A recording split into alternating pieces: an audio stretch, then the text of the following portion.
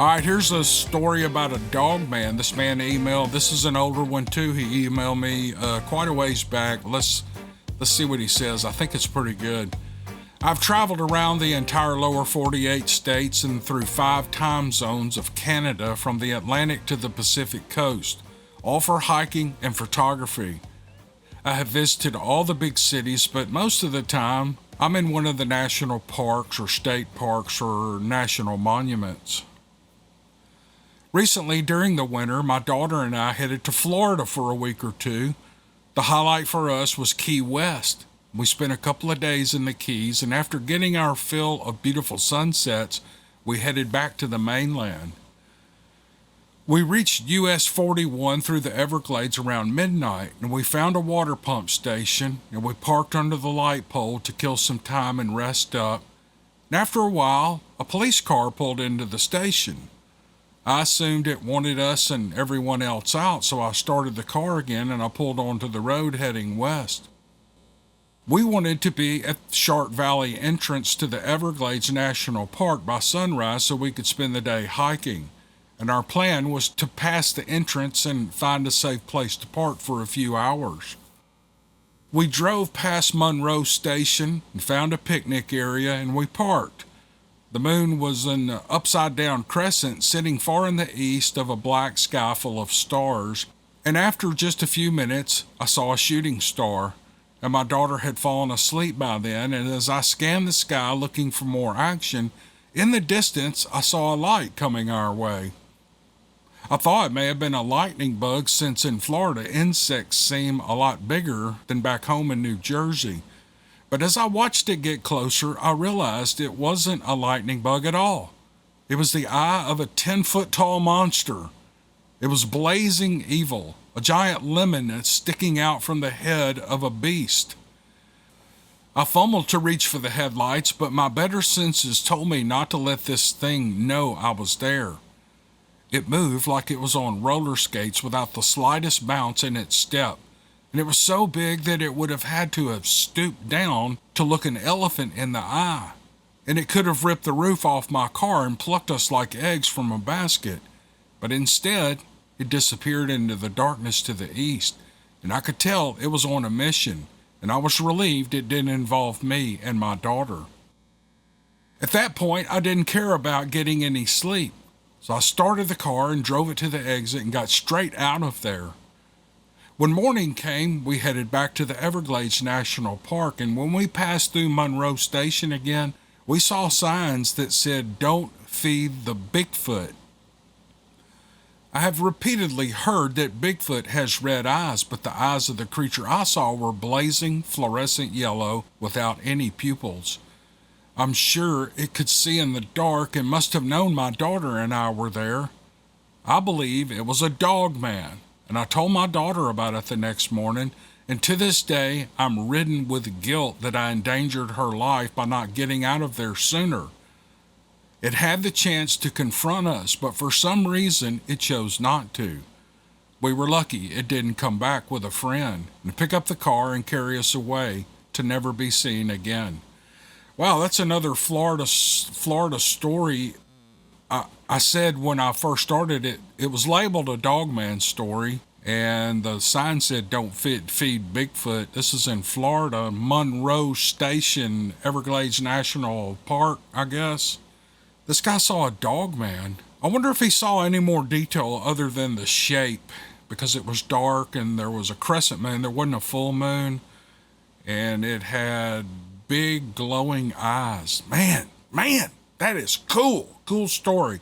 Thank you to the writer. I hope you guys have gotten over that episode and are continuing to hike. And did you say you do? Yeah, hiking and photography. He's a photographer. So I hope you're still into that. I really do. And again, I appreciate the story, sir. Here is an email. Let me get my mic up here. It was way over there. Here is an email from a man from the United Kingdom. This is pretty good. It's difficult to know where to start, really. I'm 55 and I live in the United Kingdom.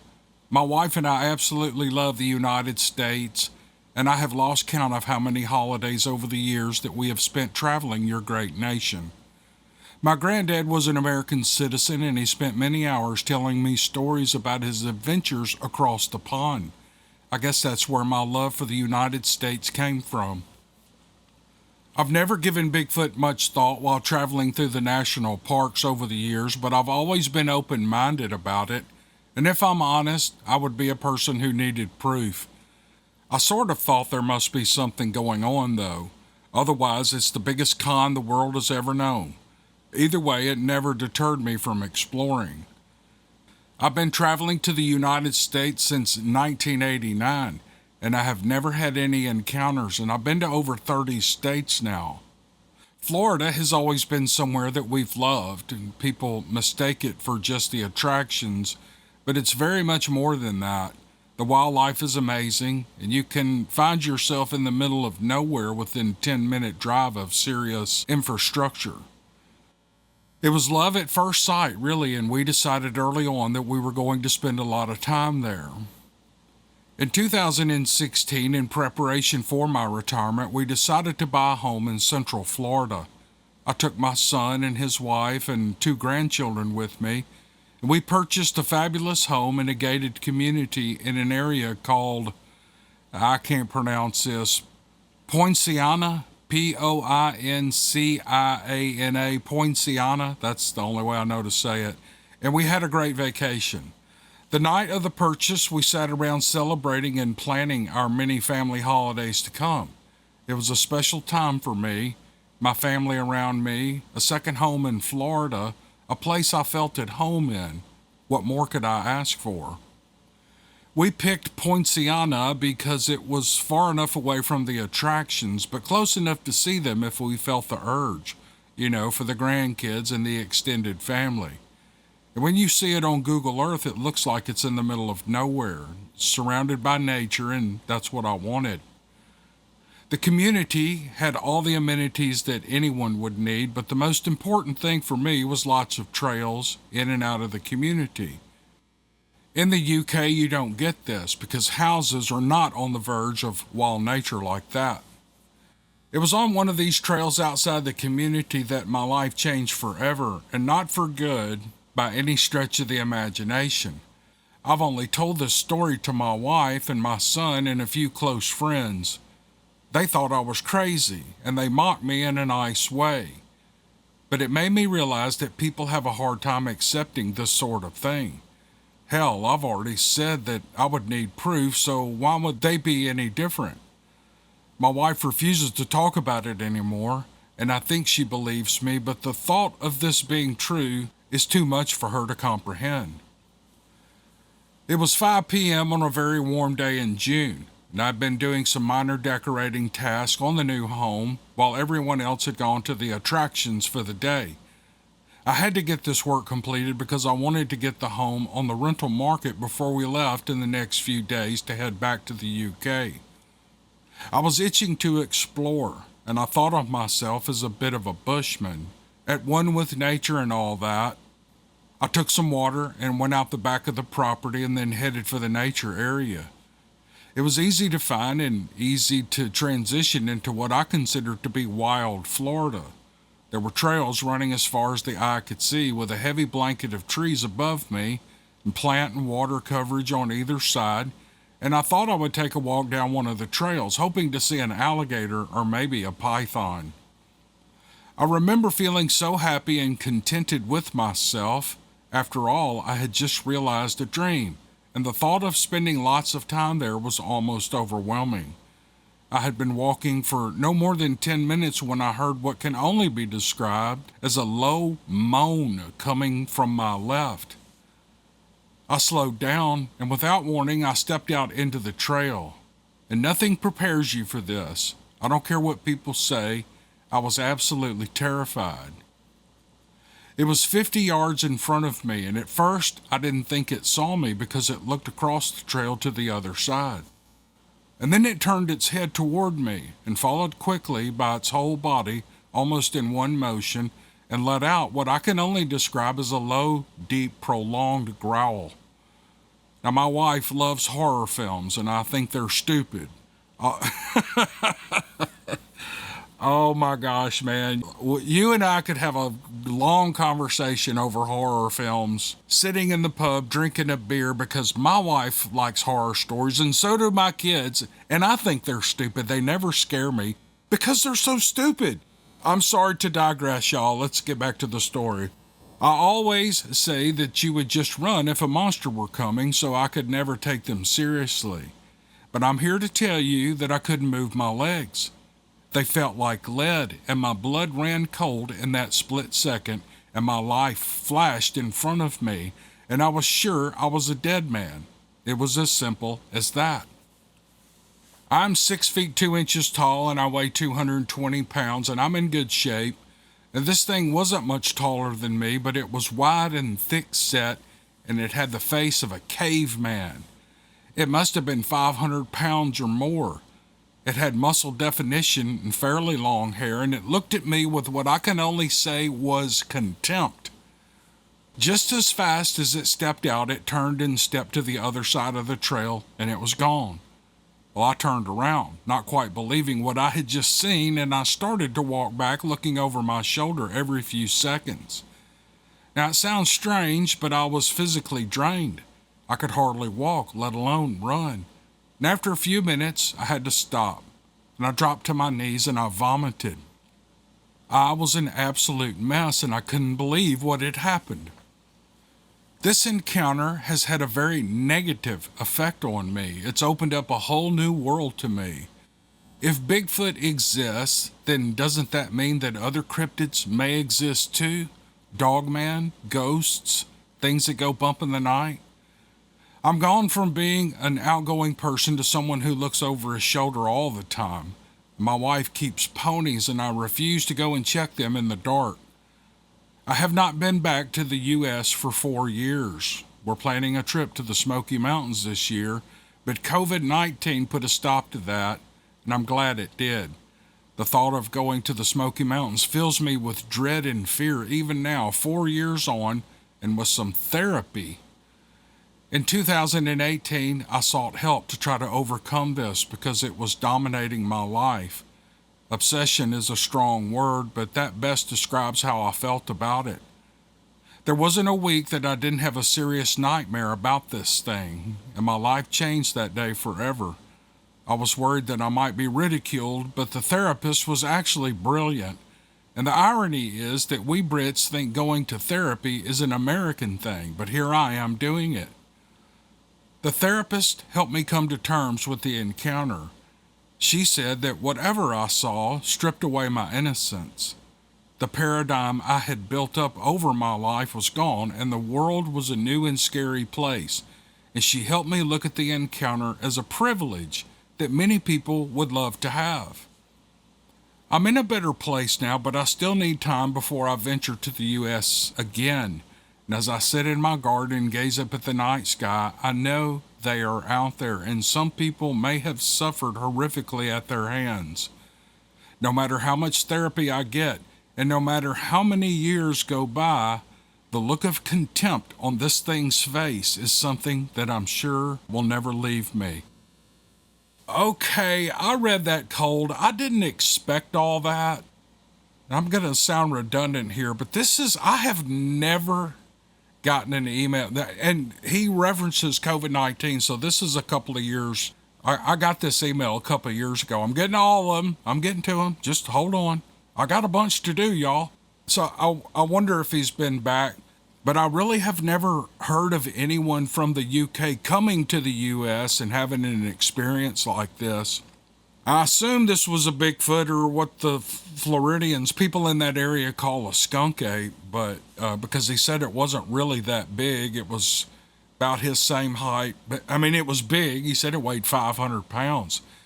Good grief, and he goes to therapy for it. That's a good move. You know, a lot of people say they listen to different YouTubers to feel better about some, I don't know, PTSD or whatever from seeing these things. I guess I never really put much stock in that, to be honest, because my son fought in Afghanistan. I don't know if he has PTSD or not. He doesn't talk about it. These guys in war and people who have been through horrible things, as opposed to someone just walking up on an unidentified species of animal.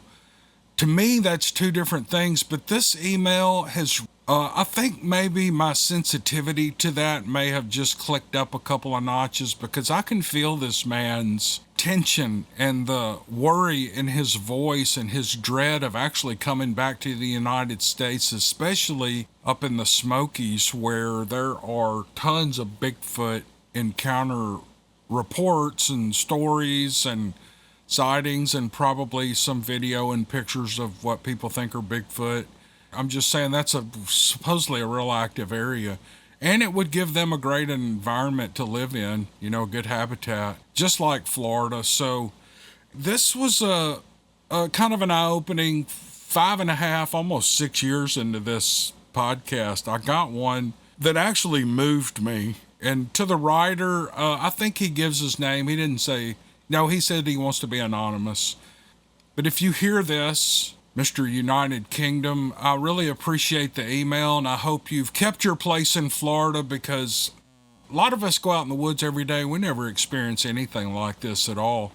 Matter of fact, the United States, the wilderness in the United States, for the most part, is very safe until you get out west and you've got big predators like bears and big cats, and still people hike it. They hike it, they go camping out there, and some people get eaten by bears. Even in the Smoky Mountains, people get injured, or some people get killed by black bears there. For the most part, especially the southeastern United States, I never go with a gun. Somebody asked me that recently. They said, what do you carry when you go in the woods? I'm like, I'm not carrying that weight in the woods. I mean, I'm not going to talk about my firearms, but I have plenty of handguns, and even the smallest one adds weight to my hip, and I just don't like it, and I don't need it. I mean, the most dangerous animal I ever see is maybe a cottonmouth, or people say you need to watch out for coyotes and stuff. Every coyote I've ever seen in my life, and I've seen a bunch of them, they just run away from me. They don't bother me. Maybe a pack of cur dogs might be a problem, but I've run up on those before too, and they just run off. So the United States is a pretty safe place. A lot more dangerous than England and the British Isles, and England, Scotland, Ireland, and probably most of Europe is so populated and so short on wilderness that, a lot of the predators are probably gone. I don't really know. I don't know. I know that about England because they crave to be people in England love to go to the wilderness, and especially here in the United States. I'll quit rambling. I can't get over how moved I was by this man's email, and I really appreciate him sending it. So thank you, sir. Okay, we'll end this podcast up with a Bigfoot story. I went on a long walk with my friends Wes, Sean, and Randy in an area of wilderness between Abernathy and Salmon Creek in Cowlitz County, Washington. Knowing what awaited us, we were armed with a Magnum revolver and high-powered rifles.